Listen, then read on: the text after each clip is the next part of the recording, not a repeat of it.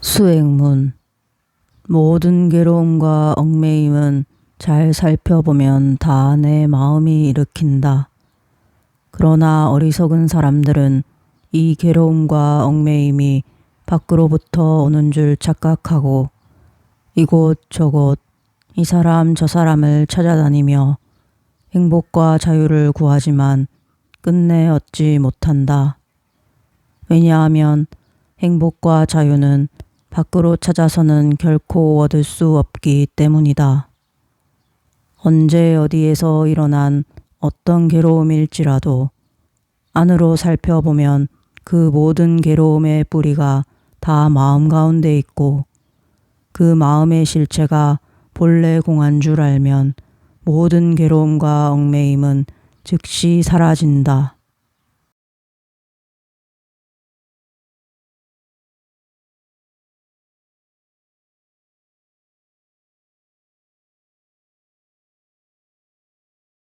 (108배) 수행 27일째. 허위의식의 감옥에서 걸어 나와라. 넘어지면 넘어지는 것이 나이고 성질내면 성질내는 것이 나입니다.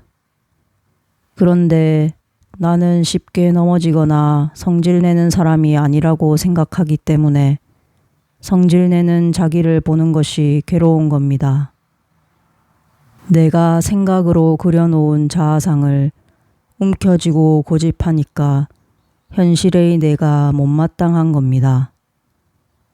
나는 잘났다는 허위의식이 꽉 차 있으니 현실의 자기가 부끄러운 겁니다. 우리는 모두 풀 같고 개미 같은 존재입니다. 미미하지만 사실은 소중한 존재입니다. 이것을 탁 깨달아 버리면 남이 나를 어떻게 보든 신경 안 쓰고 편안히 살 수 있으며 남의 인생에도 간섭하지 않게 됩니다. 법륜 스님의 엄마 수업. 3살에서 초등학교 시기 부모 행동을 따라 배운다. 아이가 3살 때까지는 애를 우선으로 해야 합니다. 그 이후에는 배우자를 먼저 생각하는 것이 아이에게도 좋습니다. 어떤 일이 있어도 남편은 아내를, 아내는 남편을 우선으로 하고 아이는 2차적으로 생각하는 것이 좋습니다. 그래서 남편이 다른 지역으로 정근을 가면 무조건 따라가야 합니다. 아이의 학교 문제를 생각해서 남편과 아내가 따로 살기도 하는데 결과적으로 아이에게 도움이 되지 않습니다. 남편은 아내를, 아내는 남편을 중심에 놓고 세상을 살면 아이는 전학을 10번 가도 아무런 문제 없이 잘 큽니다. 그런데 가정에서 애를 중심에 놓고 오냐 오냐 하면서 부부가 헤어지고 갈라지면 애한테 아무리 잘해줘도 결국 아이는 망가집니다.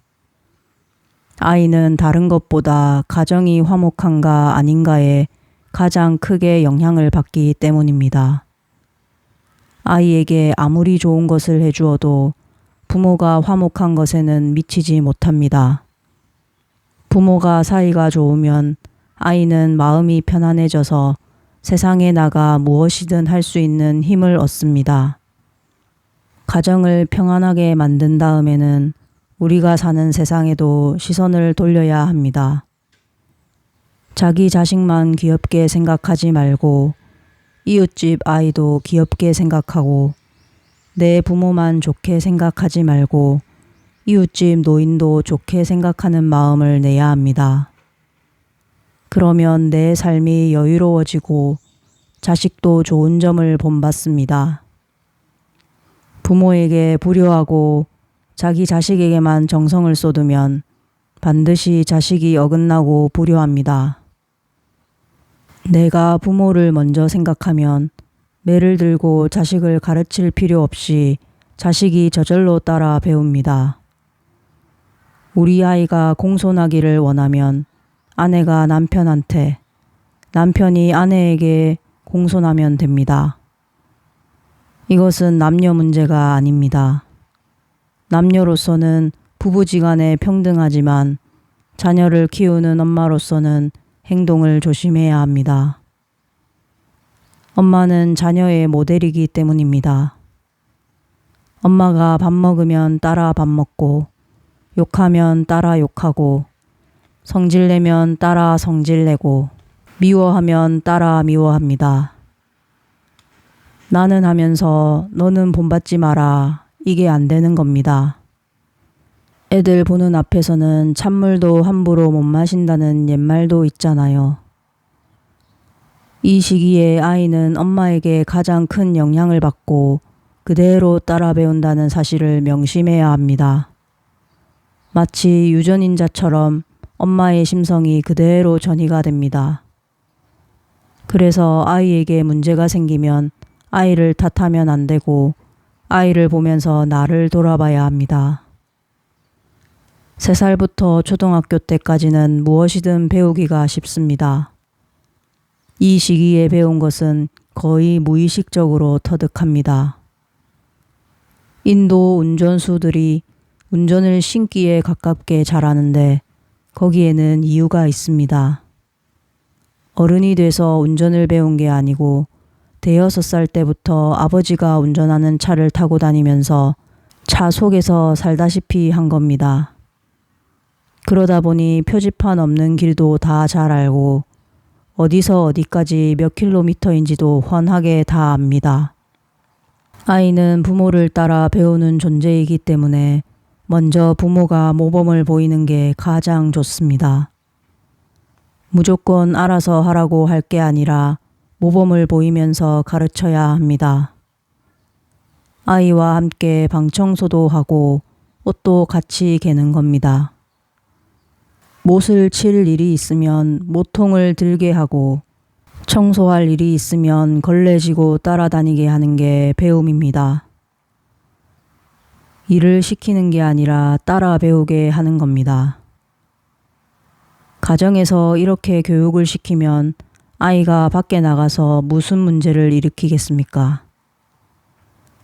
그저 귀엽다고 강아지처럼 키워놓으니까 아이가 자기 할 일도 못하고 강아지처럼 노는 겁니다.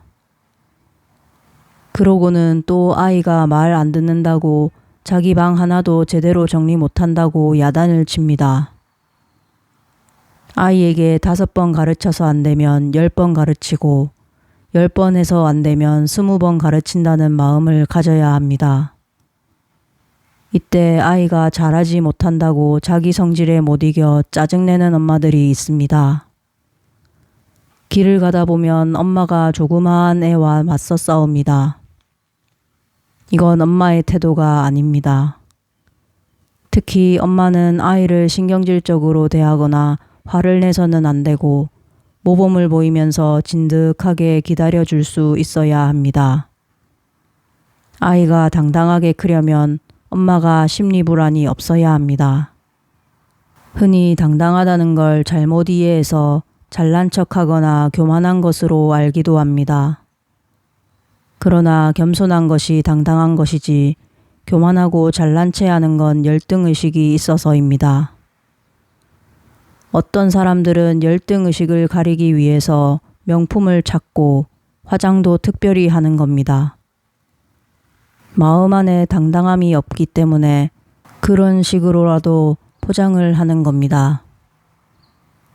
어릴 때부터 종의 습성이 들면 비굴해지고 주인의 습성이 들면 당당합니다.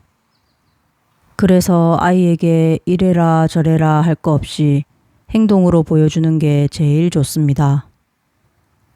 아빠가 욕을 하면서 아이에게는 욕하지 마라 해봐야 소용없습니다. 아빠가 늦게 들어오면서 자식에게는 일찍 들어오라고 하면 아빠 없는 날은 늦게 들어옵니다. 왜냐하면 늦게 들어와도 된다는 것을 배웠기 때문입니다. 아빠가 술주정을 하면 아이는 자라면서 나는 절대로 술주정 안 해야지 생각해도 크면 저절로 술주정을 하게 됩니다. 부부가 맨날 싸우고 갈등을 일으키면 아이는 내가 어른이 되어 결혼하면 절대로 부부싸움을 안 할 거야 라고 생각하지만 나중에 결혼하면 싸웁니다. 또 부모가 이혼을 하면 애는 절대로 나는 이혼 안 할 거야 라고 결심하지만 결혼 생활을 하다가 마음이 안 맞으면 자기도 모르게 이혼하게 됩니다. 이처럼 마음은 생각과 다르게 움직입니다. 마음이라는 것은 길들여진 대로 습관대로 움직여서 내가 조정하려고 해도 잘 안 됩니다. 아무리 이래야지 저래야지 하고 결심해도 잘 안 됩니다. 무의식에서 나오는 것이라서 그렇습니다. 아이가 3살에서 초등학교 시기에는 부모를 따라 배우면서 말과 행동, 생활 습관을 익힙니다. 따라서 부모부터 자신을 돌아보고 바르게 행동해야 합니다. 피아노 학원, 태권도 학원, 그 밖에 이런저런 학원에 많은 돈을 들여서 보내는 것이 중요한 게 아닙니다.